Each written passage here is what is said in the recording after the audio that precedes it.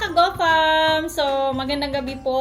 Mumukbang natin ang prutas na galing sa Daragay, Kamsur na tinatawag nila na gumihan or ang scientific name niya ay Orthocarpus siricarpus. Tama ba? So, correct me guys if I'm wrong. Titikman natin. Ito yung texture niya guys.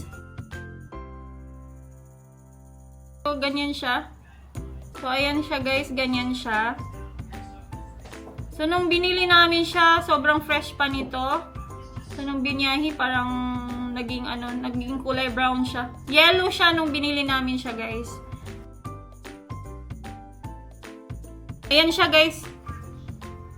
Ayan siya guys. So, titikman na natin. Parang marang talaga siya. Oo. Kung titingnan mo talaga siya guys, para siyang marang. Ayan. Dahil nga, yun nga, kapamilya siya ng marang. So, para talaga siyang marang. So, ito, tikman lang natin kung ano yung lasa.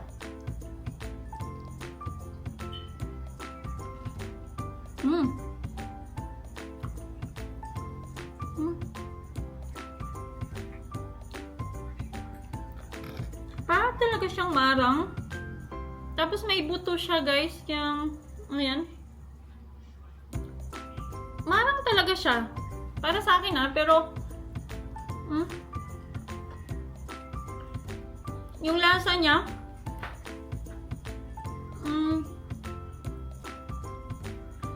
hindi siya ganun katamis na tama lang yung tamis niya.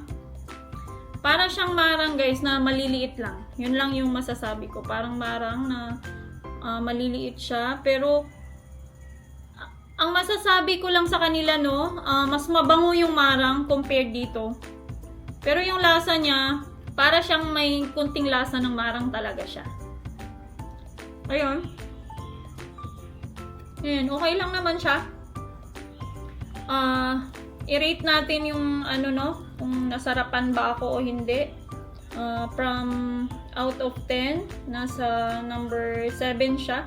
Mas para sa akin guys hindi ko naman sinabi siyang hindi masarap. Pero kung ikumpara mo siya sa marang at saka ito, yung gumihan, mas gusto ko yung marang.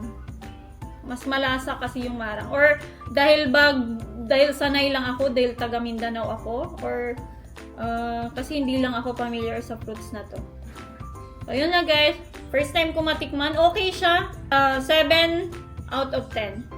So, ayun guys, pinatikim ko sa kanila. I-rate mo siya out of 10.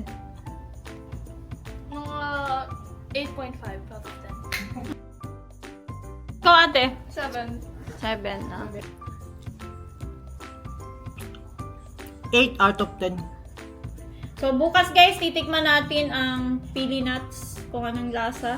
Thanks for watching. Bye!